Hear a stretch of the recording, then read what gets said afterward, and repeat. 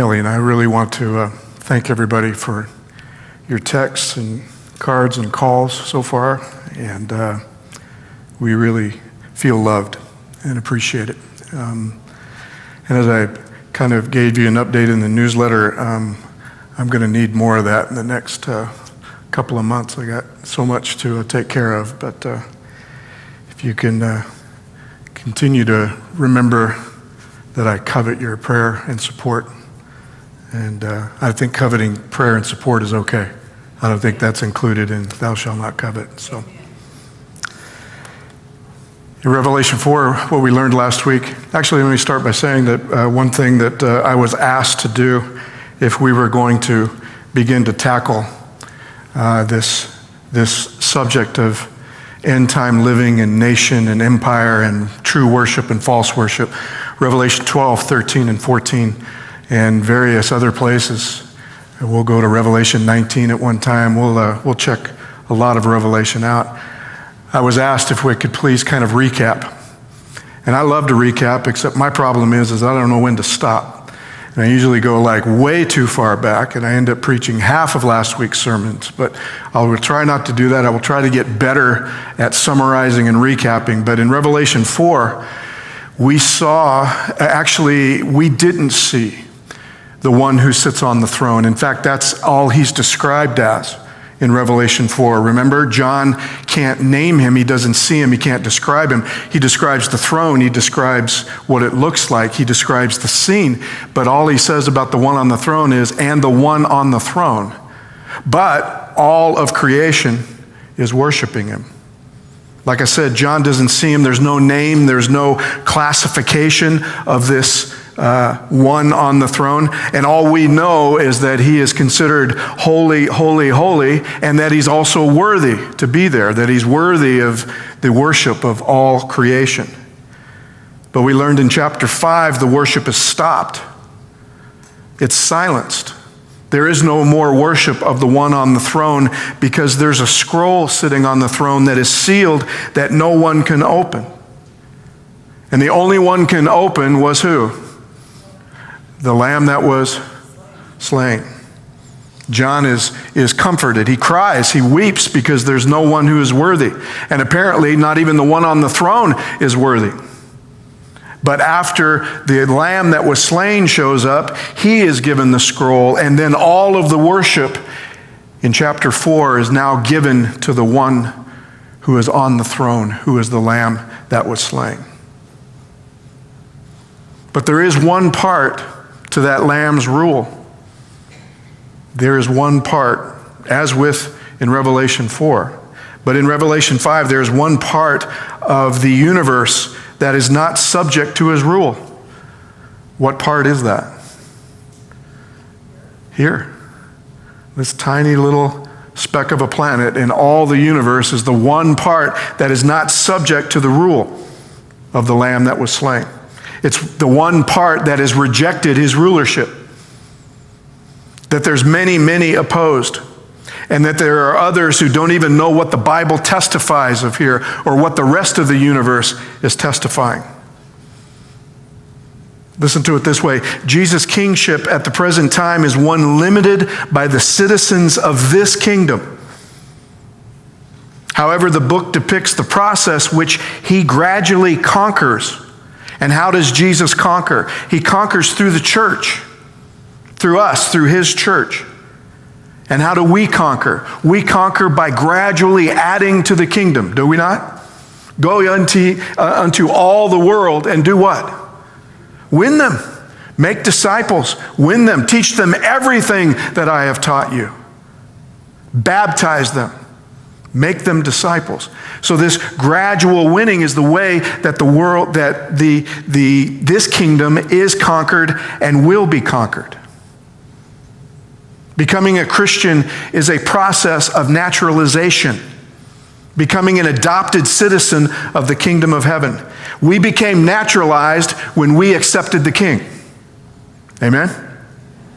We may be naturalized citizens in wherever we are in this kingdom, but when we accepted the King and what he's done for us, we became naturalized citizens of the kingdom of heaven. So we then go about participating in this conquering. One day the appeal will go out to the whole world, and everyone will be confronted, if you will, as to which kingdom they wish to be a part of.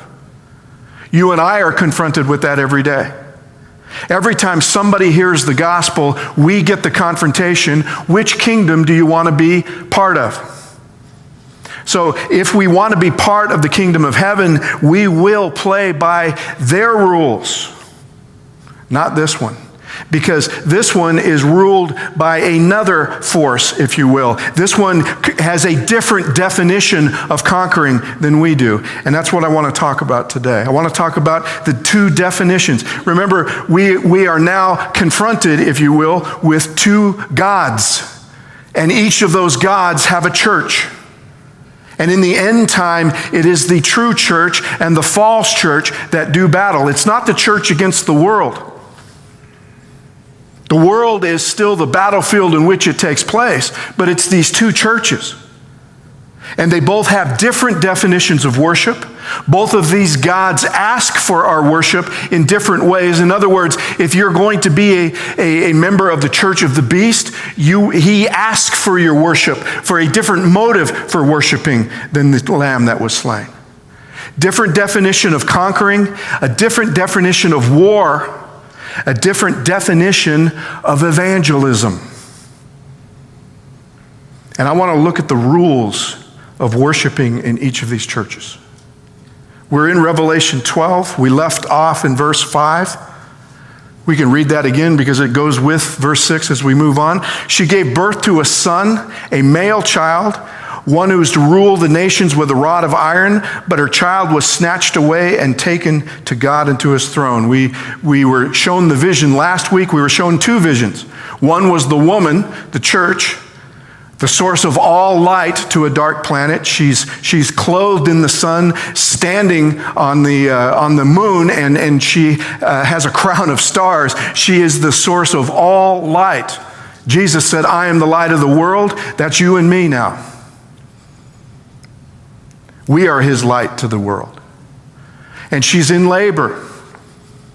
And the dragon, the other god in this scene, he's standing and he wants the baby, right? But he doesn't get the baby. The baby was snatched and taken where? To heaven, right to the throne room. And that's where we spent last week in Revelation 5, is that throne room. So I want to bring it back now to here. And it says, and the woman fled into the wilderness. So as soon as the baby was taken, the woman flees into the wilderness where she has a place prepared by God so that there she can be nourished for 1,260 days. So Jesus ascends to the throne. The woman, his church then, as soon as that happens, has to flee into the wilderness. It sounds like she's a refugee now, doesn't it? There's something the matter. A place prepared by God. She has to be nourished in the wilderness, a place prepared by God for a long, long time. We're going to learn this, but 1,260 days, okay, is not just like 3.5 years. How long is it? It's a 1.25 of a millennium. It's 1,260 years. She's going to have to be there for a long, long time. And we will unlock everything that's happening here. And we will look at it. But why must she do this? Why does she have to do this? We don't have an explanation, except that as the vision moves on, we're told this. Because of the dragon's nature, we're given a history lesson. The woman is in the wilderness because of the dragon's nature. And here we find out John decides that he's going to give us a lesson in the dragon's nature. War broke out. Where? So the dragon is originally not from here. The dragon is originally from where? It's from heaven. War broke out in heaven. Michael and his angels fought against the dragon. The dragon and his angels fought back. But they were what? Defeated. And there was no longer any place for them where? In heaven. So, how does the dragon get what he wants? If we look upon the dragon as another god in this scenario, that has a church, has a following, has a way to worship him, how does a dragon get what he wants? He starts a what? he starts a war with a particular definition. War has a definition with this God, or this dragon, if you will. He goes to war. He fights a war. Although, as I was struggling with this, taking a look at this, it's very interesting, and I'm wondering, I really wonder, because sometimes it doesn't matter at all what the order is happening in a verse. Sometimes it doesn't matter at all, but I wonder if it matters this time, because actually, if you look at this literally, war broke out in heaven. Michael and his angels fight against the dragon. Who's the first one fighting? It's interesting, isn't it? The rebellion comes second. The rebellion is a reaction to Michael and his angels fighting. We're going to come back to this, I think. I think we'll come back to this, but I haven't fleshed it out yet, so I just wanted to put it out there. What kind of fight is Michael and his angels doing first? Because that's what I want to talk about this week. That's what we're getting at this week. Because the definition of fighting in the church of the Lamb that was slain versus the definition of fighting in the church of the beast and the dragon, two completely different definitions. If you buy into both natures, if you buy into the nature of God as given to us by the Lamb that was slain, and the nature of the dragon, who he will then give to the beasts to create his church. So I'm wondering, we'll come back to this. So fighting Michael, the leader of his angels, Michael is a leader. We're one of the very few churches that teaches that Michael is who? Is Jesus. Very few, if any, that I know of, mainstream evangelical churches around today believe that Michael is Jesus. They have some pretty good reasons for reasoning not. We have some pretty good reasons for reasoning that he is, okay? I'll give you the one that's my favorite and the most important is that it's the name himself. Michael. If you were to put this right next to Emmanuel, okay, you would have two sentences. Michael is not a name, it's a sentence in Hebrew. And Michael is the Greek derivative of that Hebrew sentence. Who is like God? Me is a preposition that is a question that just, an imperative question that it just asks who? And El, as we know, El Shaddai, Eloheinu, El is what? Is God. So literally, Michael is a question. Who is like God? Emmanuel is not a name either. Emmanuel is a full sentence in Hebrew. God is with us. Emmanuel, Michael. So every time that his name is said, it's a question that's being asked. So let me ask you this. Rhetorically, who is like God? No one. Right? Rhetorically, there is no one like God. Amen? Absolutely no one. Except Sam was right. We do know this about the no one being like God. In the beginning was the Word. And the Word was with God. And the Word was God. He was in the beginning with God, and all things came into being through him, and without him, not one thing came into being what has come into being. So there's only one like God. There is only one like the Father, and that is who? That is the Son. And you read all through John chapter 5 and 6 and 7, and Jesus talks about it all the time. No one knows the Father like the Son, and no one knows the Son like the Father. How? How can no one, absolutely no one, know the Father better than the Son? Because the Son is the Father. You can't know somebody better than that. Not one amen. See a lot of nods. So that's why I believe that Michael is Jesus. I have a real interesting theory about why he appears as an angel, but we'll talk about that later. Michael, who is like God? And he says that he's like God because he also is the creator, according to John, right here, right? How many things came into being because of Jesus? Everything came into being. There was not one thing that did not come into being because of Jesus. Why? Because the Son and the Father are what? They're one, okay? And we do know that the Holy Spirit is the life force in that creation. So you have them all three right there at creation. And Revelation 4 said that what made God worthy to be on the throne, that one that was getting this universal praise, in chapter 4, is because he was what?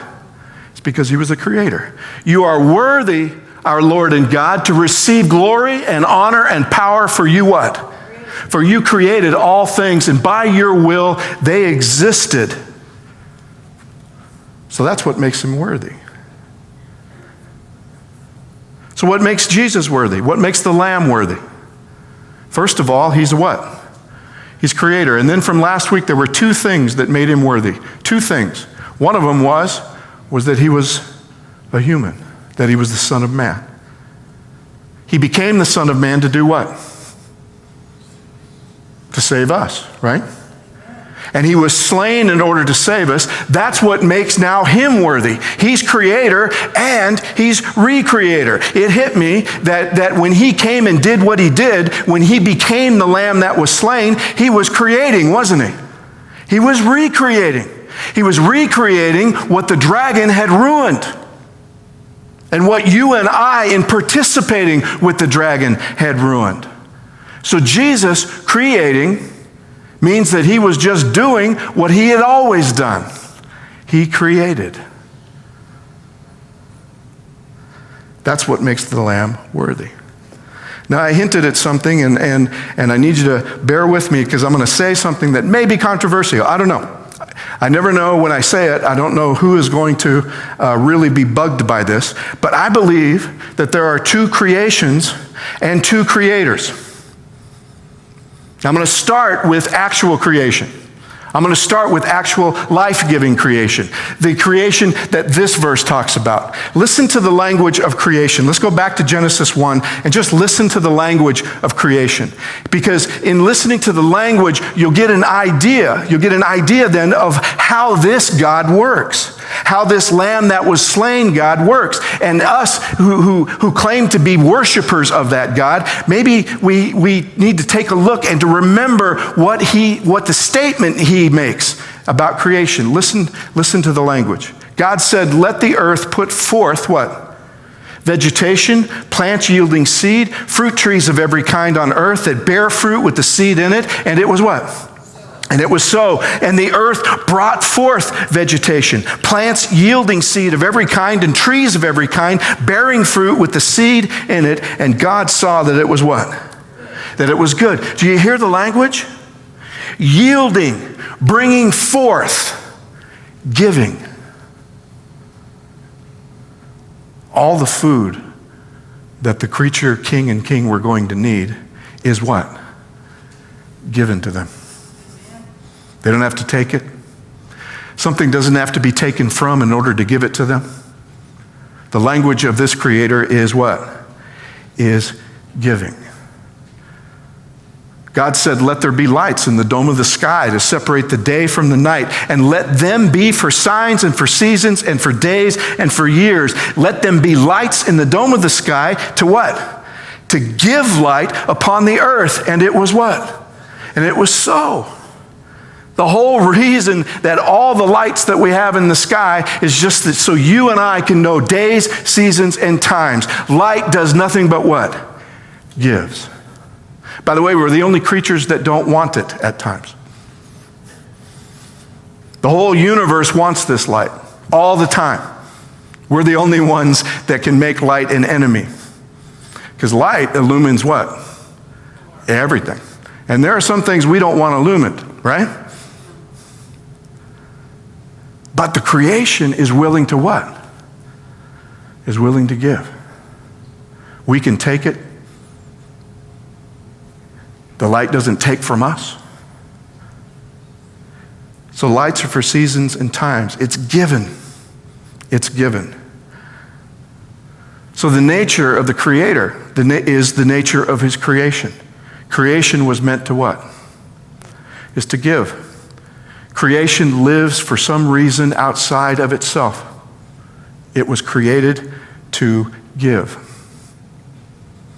And what does that mean to us? Well, When he says, let's make humanity in our own image, according to our likeness, let them have dominion over the fish of the sea, the birds of the air, over the cattle, over all the wild animals of the earth, over every creeping thing that is upon the earth. He gave it all to who? He gave it all to us. Amen. By the way, the reason that he could do that is because back then it was safe to do that. Creation was safe in our hands. Because we were born in his image. That means we had his nature. That means we could give as much as the creation could give. Creation was safe until when? Until the fall. When we adopt a new nature, we begin to play by a different set of rules. And now nature is no longer safe in our hands, is it? Take a look around.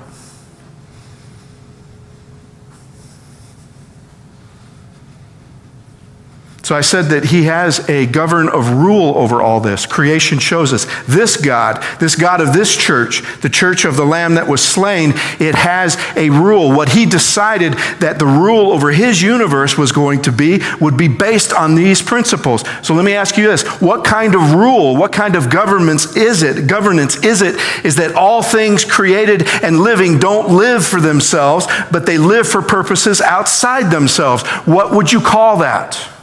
What would you call something or someone that has a nature that does absolutely nothing for themselves? You call it what? You call it love.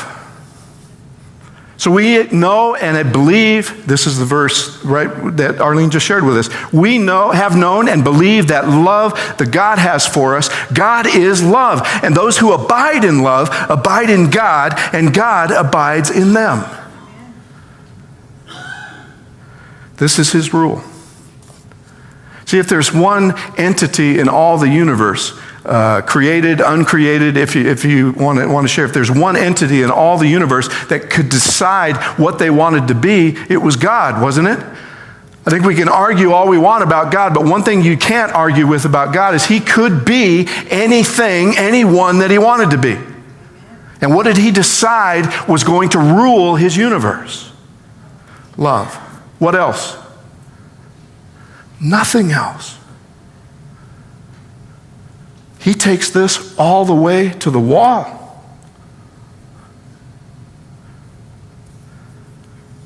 He doesn't give up on it when it gets too hard.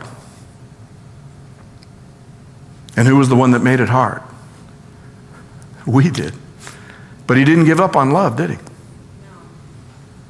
He didn't give up on it at all. You know how I know? Because after the fall, he came back the next day, didn't he? Did he have to? No. By the way, by the letter of the law, there was no reason that he had to come back. If he would have not come back and left Adam and Eve to die, it would have been after he told them it was going to happen. So there wouldn't have been one creature in the universe that could not accuse him of being just. If all God was just, he would have let Adam and Eve die because he warned them ahead of time, on the day that you eat of it, you shall surely die. He could have washed his hands and walked away and still been just, but that wasn't good enough for him. He came back the next day, did he not? Why? Because he loved them. So, love is the governing or ruling force of this creator. We worship this creator. If you want to worship this creator, you're going to have to get your mind around that you're going to have to end up being what? You're going to end up having to be loving. In fact, some ways, not just loving, you're going to end up having to be love. Sounds easy at first, doesn't it? But I always wondered if your story was kind of like mine. Was your new identity as a lover of all humans, how long was it before that was challenged after your baptism? Did anybody drive home after their baptism? Mine was challenged the very first red light I came to. I've done a lot of driving in the past couple months, and you know what? I think that our culture and getting around by automobiles has done absolutely nothing for us to grow to be loving creatures. Are you with me?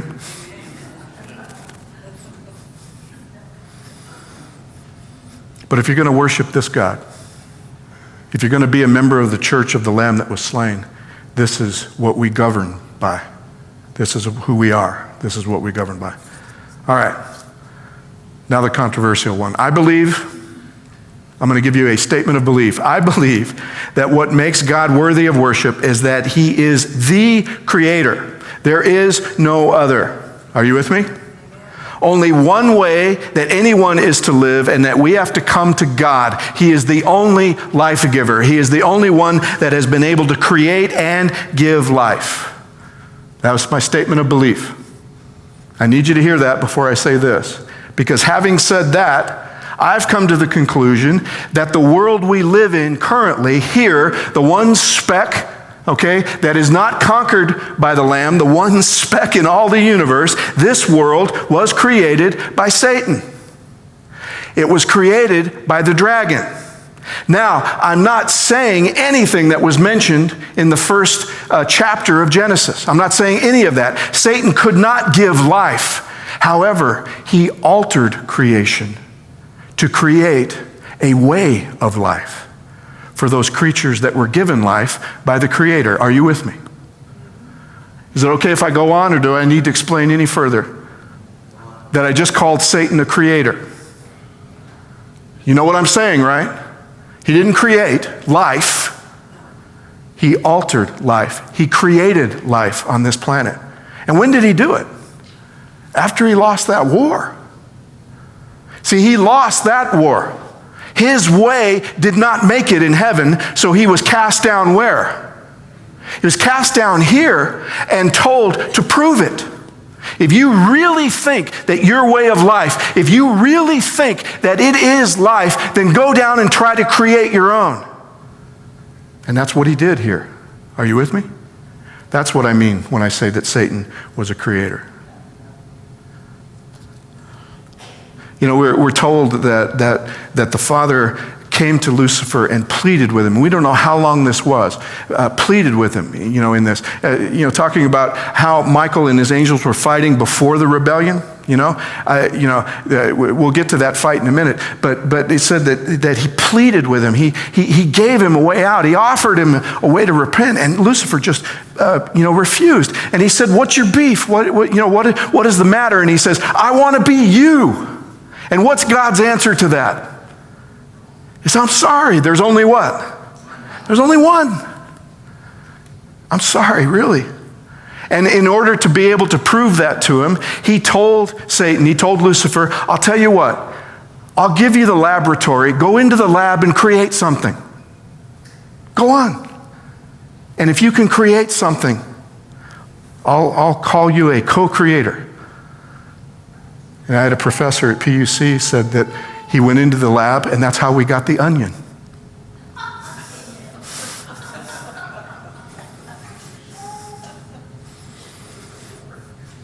That's all he could do. I like onions, but apparently there are some who don't. I would say it's how we got the Brussels sprout.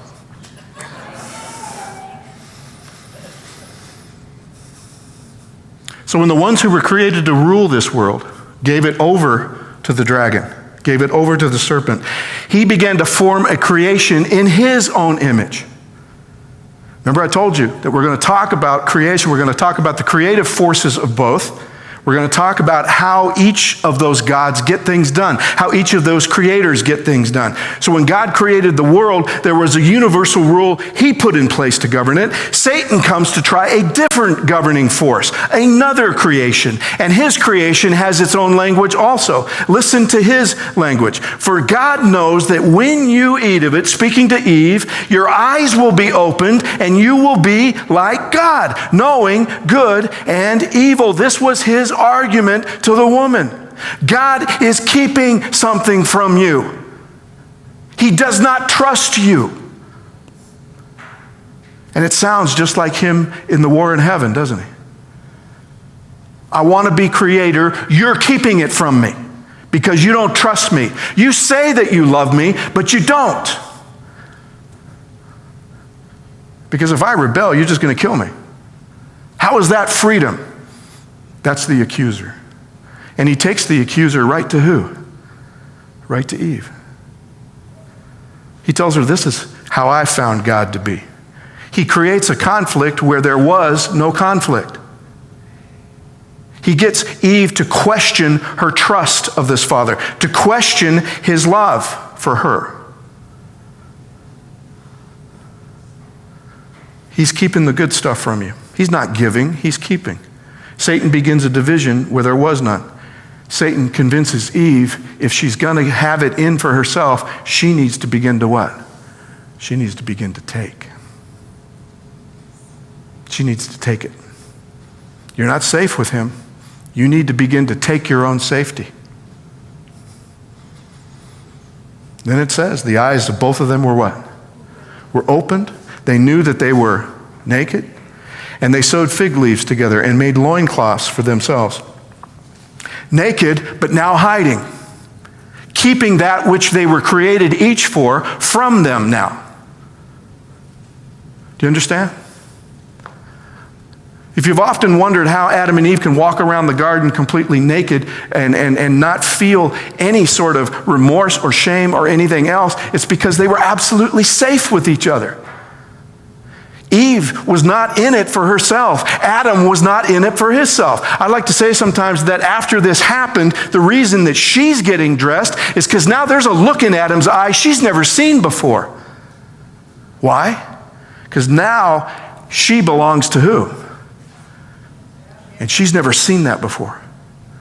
He's going to begin to what? He's going to begin to take. So she begins to what? She begins to take herself and back off. And Adam does the same thing. Shame, lust, all of this now comes in because those are all emotions that are now part of our DNA that have to do with selfishness, that have to do with taking and no longer what? And no longer giving. By the way, as soon as they cover themselves up from each other, they run into a bush and they deprive themselves of who?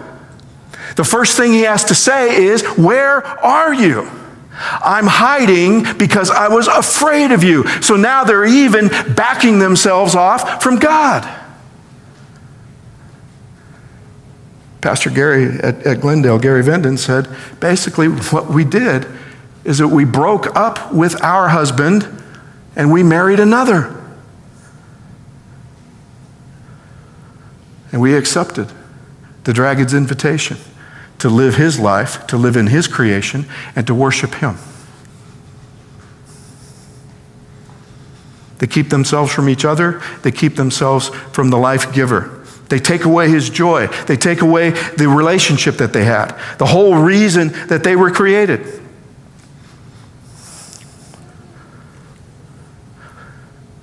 Your desire shall be for your husband, and he shall rule over you. Why? Why is it now that Adam can rule over Eve? Why? Because, and I get in trouble when I say this, but for the most part, when you have one gender, if you will, for the most part, who might have a bit more physical strength than the other, and you now give that gender a selfish nature, what's going to happen? I've told you before, I've included, when God looks at the earth just before the flood, and he says, and Moses tells us that the whole world was filled with violence. That Hebrew word for violence encompasses all violence. Every violence that you can think of humanity against humanity. And rape and submission and murder and slavery and racism and every ism that you can think about is all mixed up in that. Cursed is the ground because of you. In toil you shall eat of it all the days of your life. Thorns and thistles it shall bring forth for you, and you shall eat plants of the field. It'll no longer what?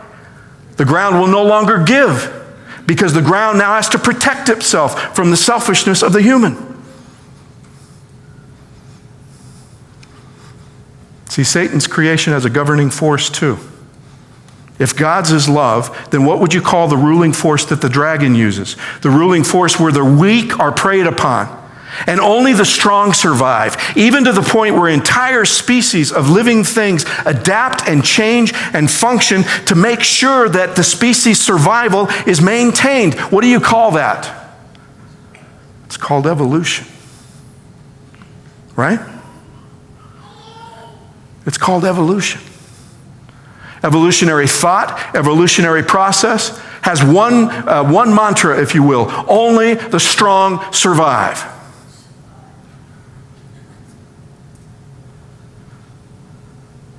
Now, I don't believe that evolution is the origin of any living thing, especially humankind. I don't think we got here because of an evolutionary process. But evolution certainly is the ruling creative force of this world, where all God's living things have had to live since the fall. We have to live here and play by these rules. Evolution is the perfect rule of creation in a world that no longer is capable of the love that it was created for. You with me? You like that statement? I mean, not maybe like it, but it is right, right? Evolution is the perfect rule of creation in a world that is no longer capable of the love in which it was created. We have a new nature, and our nature is evolutionary. We're perfectly good with it. We're fine with process. We're fine where the weak die off in order for the strong to survive. We're fine with teaching that there's a process where there had to be death interjected before there was sin. And there was death and there was life and there was death and there was life for 570 million years until finally we got us. That's a whole lot of death mixed in with what's supposed to be called what? Life.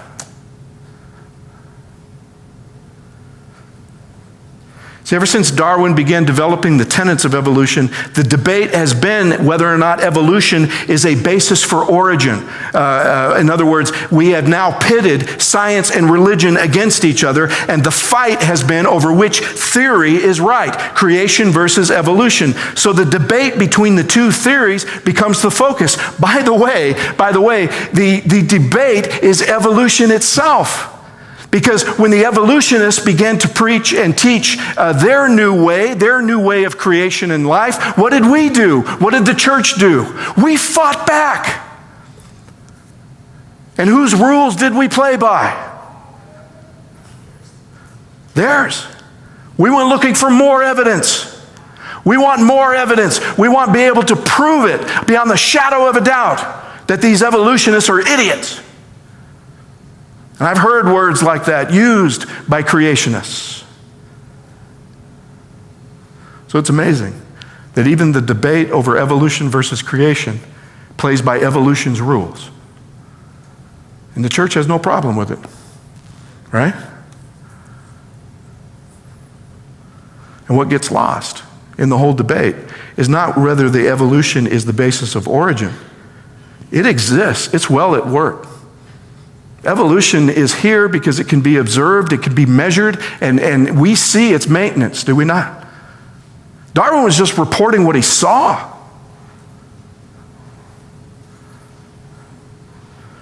But evolution as the governing rule of this planet has been since the fall, well before the beginning, before the fall, because apparently the dragon tried to use it where? He tried to use it in heaven. He fought a war a particular way with Michael and his angels, and it didn't cut it.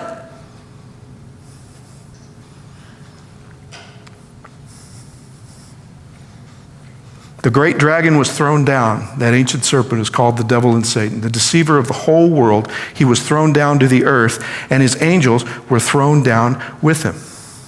See, evolution is a thought process. It's a reflex. It's in our DNA. He got tossed down, and this was the world where now he gets to prove whether or not evolution is a way to rule a kingdom. You with me?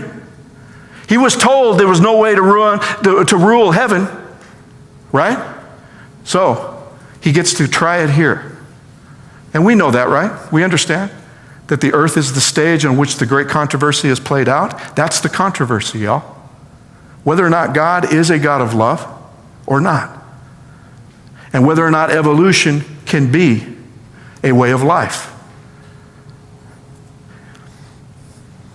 See, the first evolutionists assumed that uncivilized peoples had primitive brains. See, that's one of the rules of evolution, is that we don't evolve any further than what nature requires us to be. You with me?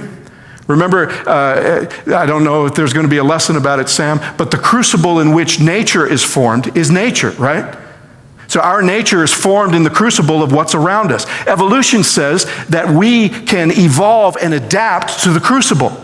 So we don't have to go any further than what is required of us, of our surroundings, of our environment, of our culture. By the way, and that's the one thing, is that it continues to perpetuate the worse the crucible gets. These past 3 years, how many people have talked about it? This is one time in my life that at least some things have happened where we are not waking up every day saying, well, the human spirit will get us through. We're going to rise above this. Even those people are starting to wonder, right?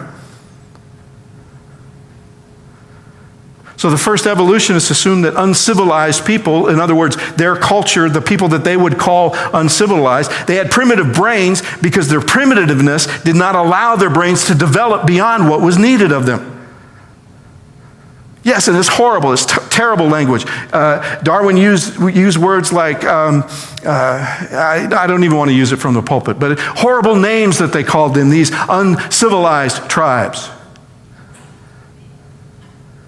If they're genetically inferior and incapable of higher thought, then what does a genetically superior being with a fallen nature end up doing with them? Pretty much whatever we want, right?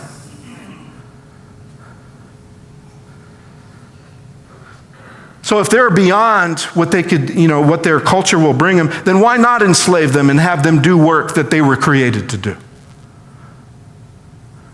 And by the way, that's how evolution as an ideology fed the church's theology so much that we changed our theology in order to justify enslaving other human beings. We did it for 600 years. And in some places, those seeds are still in place. But I don't know if you've ever heard of Alfred Wallace. Alfred Wallace was the co-founder of the theory of evolution with Darwin.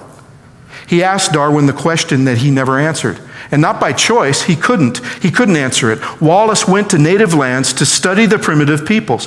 They assumed that they were primitive because their brains had not developed far enough down the evolutionary scale. And what he found disturbed him greatly, and summarized his disturbance in one question. That was, how was an organ, the human brain, developed so far beyond the needs of its possessor? Because you know what he did when he showed up in those native lands? He decided to do something. Rather than watch them at their skills as hunters and fishermen, and builders and all of that, he decided to teach them calculus. And guess what? They learned it. So the question he asked was, how is it that their brain had developed to the point?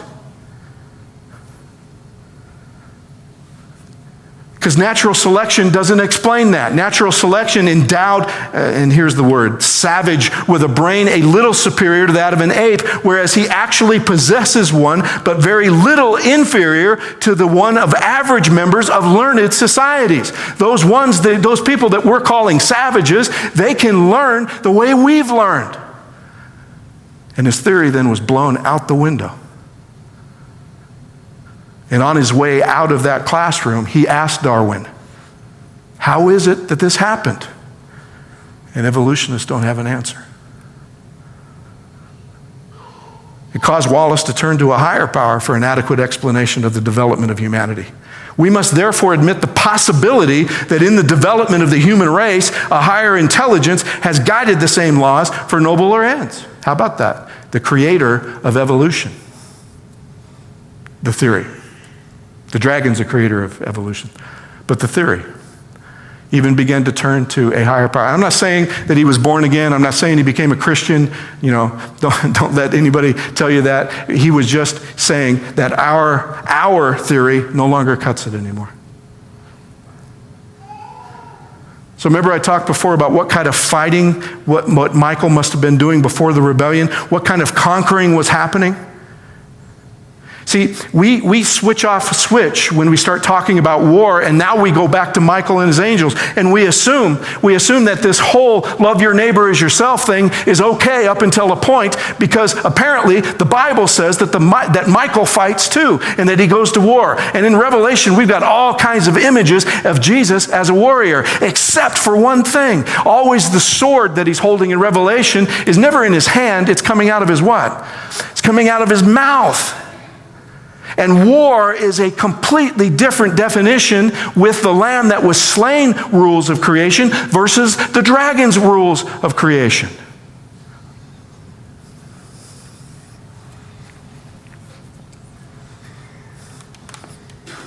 See, a war starts when an act of violence or oppression creates a reaction. Right? Jesus said if somebody slaps you on the right cheek, do what? Turn. Okay? Because what's your first instinct? Hit him back, right? And then when you do that, what's going to happen? Going to hit you. Then you do that, and then what's going to happen? By the way, after about 2 or 3, the reason that you were hit in the first place is lost, right? Because now the fight is about the last one. So what did Jesus say to do? Stop it before it starts. But we say, but Lord, what about this cheek? It's really starting to hurt. Jesus said, watch me in a couple of years.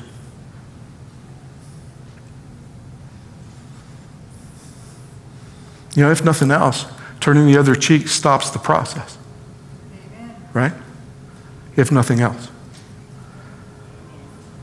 In 1994, Rwanda's population of 7 million was composed of 3 ethnic groups. Hutu, approximately 85%, Tutsi, 14%, and Twa, 1%. In the early 1900s, Hutu extremists within Rwanda's political elite blamed the entire Tutsi minority population for the country's increasing social, economic, and political pressures. The Hutu remembered past years of oppressive Tutsi rule. So in other words, back in the 1800s, it was the Tutsis that ruled. And the Hutu, now in power with 85% versus 14%, now remember that. And they begin to blame them for everything that's going on in Rwanda in the 90s. On April 6, 1994, a plane carrying President Habyarimana, a Hutu, was shot down. Violence began almost immediately after that. Under the cover of war, Hutu extremists launched their plans to destroy the entire Tutsi civilian population. After killing high-profile leaders first, Tutsi and people suspected of being Tutsi were killed in their homes, and as they tried to flee at roadblocks set up across the country during the genocide. Entire families were killed at a time. Women were systematically and brutally raped. It's estimated that some 200,000 people participated in the perpetuation of the Rwandan genocide. In the weeks after April 6, 1994, 800,000 men, women, and children perished in this genocide, perhaps as many as 3/4 of the Tutsi population. At the same time, thousands of Hutu were murdered because they opposed the killing campaign and the forces directing it. Because somebody oppressed somebody 100 years before. And now, economic and other things happening in a country, 14% of the population, a minority, was blamed for all of that. And they were just looking for one reason to go to war. And this wasn't a war. It was what? It was genocide. It was a reaction to something. It was a reaction to somewhere. I think it was a reaction that goes all the way back to the garden. You can't have me anymore. By the way, a right theology and a present truth does nothing, apparently, in a time like this. We know of at least one Adventist pastor that was convicted of a war crime because he pretended to offer his church as a sanctuary for Tutsis. And then once they were all in, he notified Hutu authorities as to who was in the church and when, and they came and they hacked them all to death.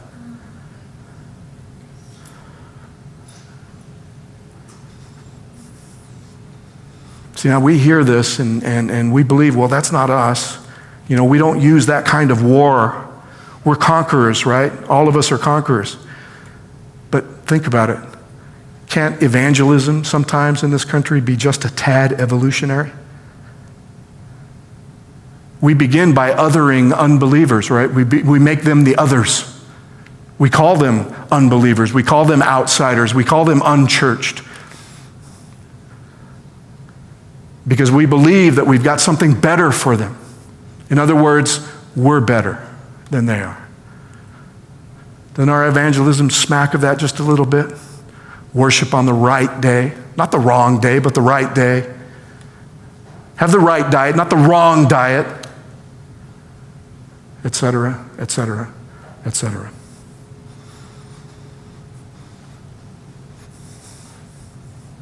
Evangelicalism has taken this to an extreme. One pastor that I heard preach, a pastor of a huge megachurch, began preaching a series, and he begins it by showing this picture that I told you of Jesus in Revelation 19. You know, he's wearing this robe, and on his thigh it says King of Kings and Lord of Lords, and he's given a steed, you know, and everything else, this whole picture, and he's given a sword, and the sword comes out of his mouth, and he goes and he slays, in other words, millions. But again, where's the sword coming out of? It's coming out of his mouth. Do we really believe? Do we really believe after all this that in the end he's going to show up with a sword in his hand and begin murdering unbelievers? He believes that. Because he said, I wanted to tell you that this picture in Revelation 19 is my favorite picture of Jesus, and he even called him Thug Jesus. It's Thug Jesus. Jesus, he said, you as humanity, we as humanity, we had one shot to defeat Jesus. It didn't happen, and it isn't going to happen again, and he's going to make sure it doesn't happen. In other words, defining Jesus' war as an evolutionary war. And then it ends up completely shading and painting, and we read these definitions because we forget what rules we live by. We forget what God we worship. And it completely shades how we read prophecy, how we read all of this. The great dragon was thrown down, that ancient serpent's called the devil, Satan, the deceiver of the whole world. He was thrown down to earth, and his angels were thrown down with him. Then I heard a loud voice in heaven proclaiming, now has come the salvation and the power and the kingdom of our God and the authority of his Messiah, for the accuser of our comrades has been thrown down. But they, guess who? They, us. We're the comrades, by the way. We're the brothers and sisters, he just said. And they're rejoicing over us that the dragon was thrown down here, because it gives us then the opportunity to conquer him. And how is he conquered here? By what? By the blood of the Lamb. See, the difference between the two kingdoms, the difference between the two wars, the difference between the two definitions of conquer is that we do it by what? By his blood. By a martyr's blood. Not an evolutionary war. We don't use force. We don't use fear. We don't use oppression. We don't use violence. And by the way, does it matter how violent the world gets? That maybe the world will get so violent that he'll let us off the hook, right? And all of a sudden say, okay, Janine, you've had enough. Go ahead. You don't have to turn the other cheek anymore. Do we think that that's really going to happen? But we seem to act like it in these end times. When it comes to treating other people, we begin to use evolutionary rules of war. And as I said, oppression, violence, fear, coercion. And we have no problem using them because we think we're right. And we'll talk more about this. But we fight a martyr's war. Martyrs don't win by killing. They win by what? They win by dying. Rejoice then, he says. Rejoice then, you heavens, and those who dwell in them. But woe to the earth and the sea, for the devil's come down to you with great wrath, because he knows that his time is what? That his time is short. But us here, we've already conquered because of the Lamb. See, we've already won this war that we're being asked to fight. He's already conquered. And by the way, because he's conquered, you and I have conquered. We're already conquerors. If we live and worship under these rules of the church of the Lamb that was slain. Jesus conquered by love, by the giving of himself. Martyrs conquered just by doing that. See, I come to believe that it has this overarching way of how we read and interpret prophetic living if we don't look at both gods side by side and compare the reasons for worshiping them and compare how they operate. They both operate by war. One is an evolutionary war that's won by force and strength and numbers. By the way, when the dragon comes here, he really thinks he lost because he didn't have enough numbers. So the first thing he does when he's thrown down here is he's going to raise up 2 allies, 2 beasts. I was defeated by that God because there were 3 wrapped up into one. I'm going to go get my own 3. He really believes that he wasn't strong enough because he was willing to kill, but he wasn't willing to what? He wasn't willing to die. So now try to imagine whatever the fighting was that Michael and his angels were doing. They weren't doing it with fists and swords.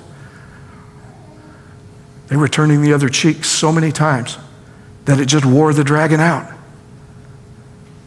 And if you think about it sometimes, that if you do offer that cheek enough times, it's going to wear him out eventually. That's how Muhammad Ali won like his last 10 fights, right? You just let him hit him.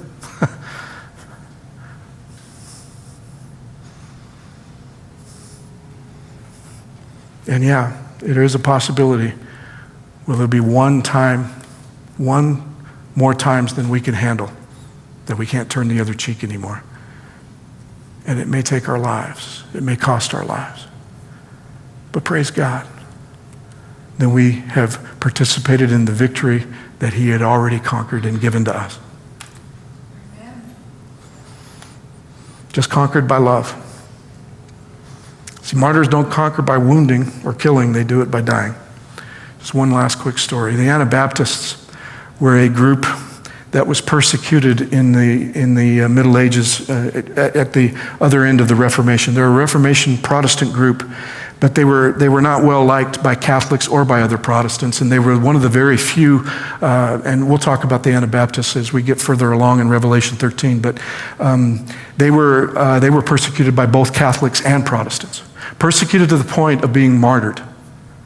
And the way that, since they were Anabaptists, what they attacked first was the practice of infant baptism. They said that you can't baptize babies because babies don't have what? They're not of an age of accountability, right? So Anabaptists believe that you got baptized as you were an adult and you could make a decision. You could make a loving decision, right? A decision on whether or not to love God with all your heart, with all your soul, with all your mind, and then pray that you will love your neighbor as yourself. So they were hated for that because at a time when 2 out of 3 children were not living past the age of 3, in other words, you had to have 5 children in order for 2 to survive. They believed that group was condemning all those babies to hell, right? Because the church taught that you could not be saved without being what? Without being baptized. So they were hated by Catholics. They were hated by Protestants. All the Protestant groups that practiced infant baptism, they practiced for the same reason, because they were living at a time with an 80% mortality rate. So we may call them idiots if you want to. We may call them stupid for baptizing children. But it was reality. They didn't want all those babies to live where?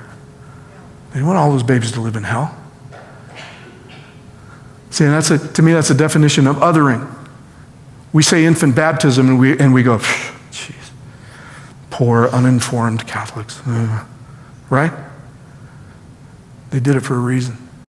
But this one group comes along and says this. So they were hated. They were condemning all of these babies. So when it came time to martyr them, when it came time to persecute them to their deaths, to really shut them up because they believed that their God gave them permission to, that they could eliminate heretics by killing them. By the way, their God did give them permission to do that. They thought that the best way to martyr them was to drown them. So they would put them in sacks. And if it were Protestants doing it, the southern Protestants in Switzerland, they would do it in Lake Zurich, and the Calvinists would do it in Lake Geneva. They would put them in these weighted sacks, and they would row them out to the middle of the lake, and they would just throw them in. If you believe that you want to be baptized, we'll baptize you now. But what would happen is that it takes about 15 minutes to strip somebody, put them in a sack, bound them, and then row them out to the middle of a lake. And what happened was that the Anabaptists preached from the time that they were standing on the shore to the time that they were rowed out. Some would preach, some would sing, but they all had about 20 minutes to do it to the crowd on shore. And what began to happen is that when they would toss this one in the water and they would row back, there would be 5 people in the water being baptized.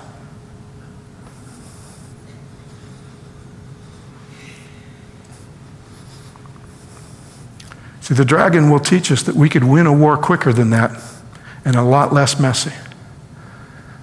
But we're members of the church of the Lamb that was slain. Amen. And we live in a church today on the blood of martyrs. And I don't know what's in store for any of us. Right? It could be our blood.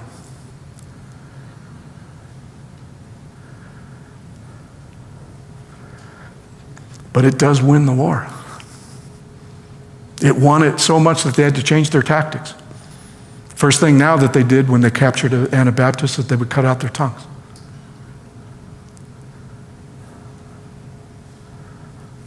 So I know what this is. I know what I'm talking about. This is not an academic exercise, and I think the last 3 years have taught us this. Don't you feel it, Sam? This is beyond just teaching this in Sabbath school. We're living this now. But as I've pointed out before, we get to do it because we've already conquered because of the blood of the Lamb. And when we forget that, we have each other in this church, you and me, citizens of the kingdom of heaven, that we can lift each other up, encourage one another, and make sure that we all get to the finish line together. Amen. That's what we're here for. It's so that no one misses the grace of God.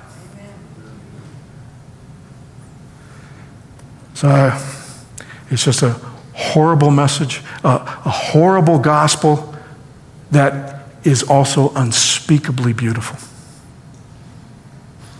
So I went way over my time today, but thank you all. Thank you for hanging in there.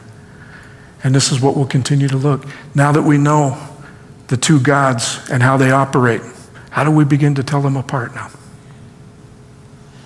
Because he's had quite a few years to disguise it. And the Lamb that the slain message never ever changes. Right? Okay. Thank you again for holding on with me.